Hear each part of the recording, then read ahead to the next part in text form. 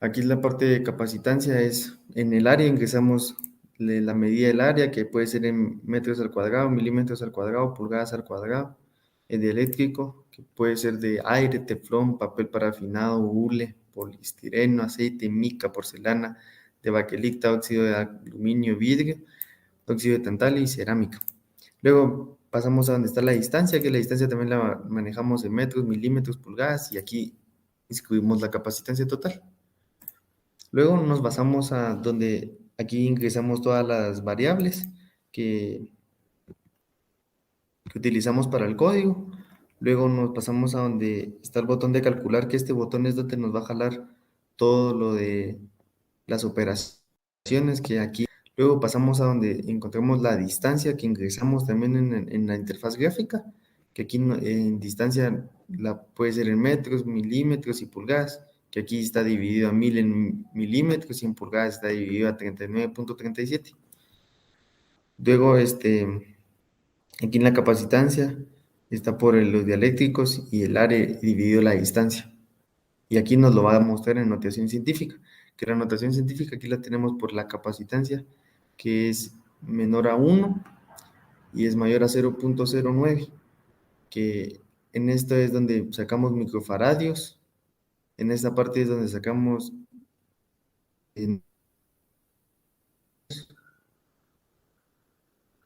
esta parte es nanofaradios y picofaradios, y aquí solo es faradios, ¿verdad? Luego tenemos en el botón regresar donde regresamos a la primera interfaz gráfica. Ahorita le voy a mostrar el funcionamiento. Aquí en el área podemos poner, puede ser de aire.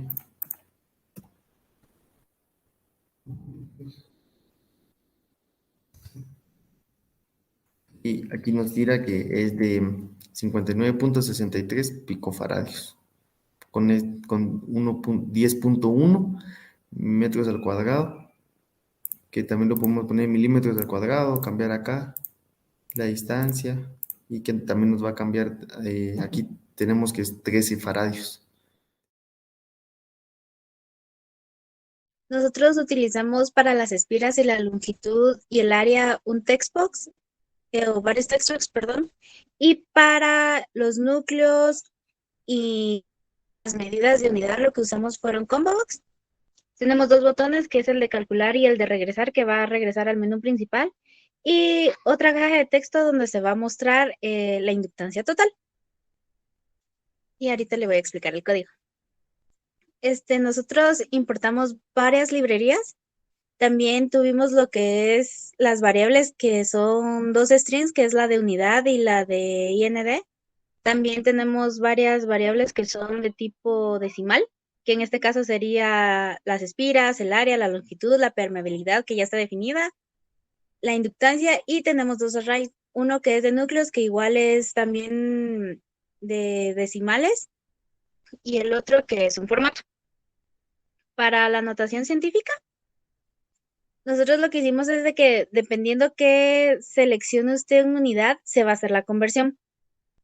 Por ejemplo, si la inductancia está entre el rango de que es menor que 1 y es mayor que 0.9, entonces este va a ser por 10 a la menos 3 y va a ser igual a milihenrios. Y así se va a hacer todo hasta llegar a los picohenrios. Si en todo caso no es ninguna de las anteriores, entonces lo que va a hacer es que la inductancia se va a quedar solo en henries.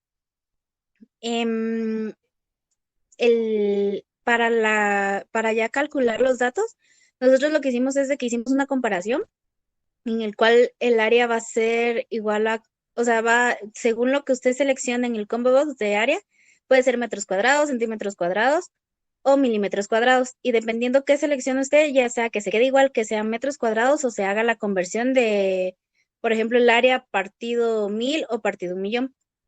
Y con la longitud es lo mismo, la diferencia es de que está en metros, centímetros y milímetros.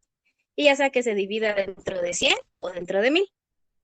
Y para la fórmula, nosotros definimos la fórmula como inductancia va a ser igual a la permeabilidad por los núcleos I, por espiras, por el área, partido la longitud. Y luego se manda a llamar la función de notación científica para mostrar el dato. Le vamos a mostrar lo que es ahorita la funcionalidad del programa para calcular la inductancia total, en el cual vamos a ingresar ciertos datos. Que en espiras tenemos 120, en núcleos va a ser igual a aire, la longitud va a ser de 0.1, va a ser en metros y el área va a estar en 0.5 metros cuadrados. Entonces le vamos a dar el botón de calcular, el cual es un total de 24.69 milihenrios.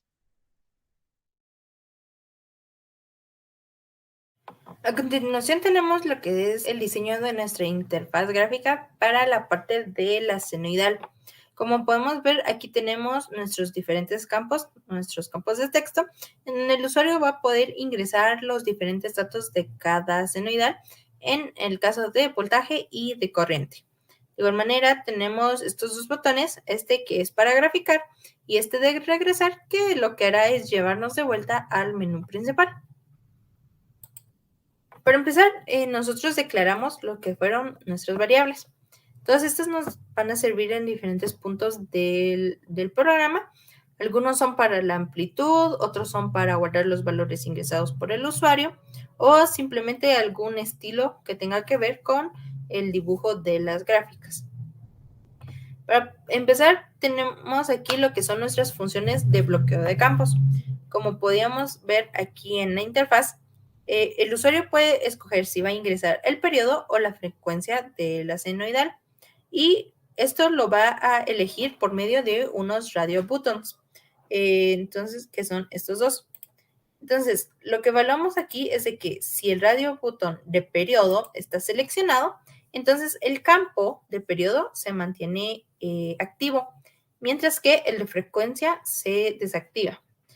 De igual manera, viceversa, si se selecciona el radio botón de frecuencia, el campo de periodo se va a deshabilitar y únicamente se podrá ingresar en el campo de frecuencia. Esto pasa tanto para voltaje como para corriente. Luego tenemos nuestra función principal, que es la de graficar. En el caso de aquí, podemos ver que esta variable de desfase va a ser ese desfase, ya sea el adelantamiento o el atraso, que presentan entre sí estos dos senoidales. Podemos ver que aquí que tiene ese 300. Ese 300 es más que todo por la posición de nuestra pantalla, de donde se va a dibujar el plano cartesiano. Y entonces ese va a ser como que nuestro punto origen. Entonces a ese punto origen se le va a sumar lo que es el desfase. En este caso el desfase va a afectar a lo que es la senoidal de voltaje. Después tenemos aquí la parte donde obtenemos los datos para la gráfica de voltaje. Se pide el valor pico, también el periodo. En el caso del periodo, digamos de que el usuario desea ingresar directamente el periodo, entonces se guarda ese valor ingresado. En el caso de que el usuario desee ingresar frecuencia, entonces para nuestra fórmula necesitamos lo que es el periodo. Y como sabemos, la fórmula de frecuencia es 1 dividido en la frecuencia. Esto es igual al periodo. Entonces vamos a guardar temporalmente ese valor en nuestra variable para luego dividir 1 dividido ese valor, lo que nos va a dar el valor final de periodo. De igual manera, esto pasa con la senoidal de corriente.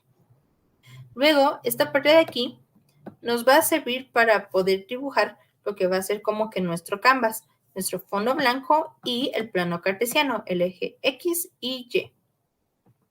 Luego, en estas partes es donde se lleva a cabo la graficación de las senoidales, dependiendo del desfase ingresado, del periodo, del pico a pico, y la senoidal de voltaje se va a representar con el color negro y la de corriente con el color rojo.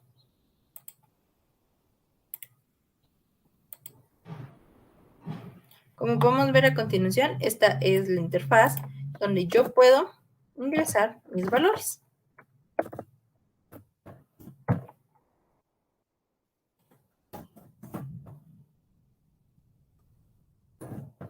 Entonces, aquí ingreso los datos que quiero, el desfase y le pongo graficar. Entonces, como podemos ver, hay una gran diferencia entre estos. De igual manera, si quiero hacer un cambio, lo hago y me muestra los datos. Así pueden ir variando los datos de nuestras senoidales y se van a ir visualizando en la pantalla todos los cambios que vayamos haciendo. Y como vimos, tenemos último el botón de regresar, donde podemos ir de vuelta a nuestro menú principal para hacer alguna nueva operación.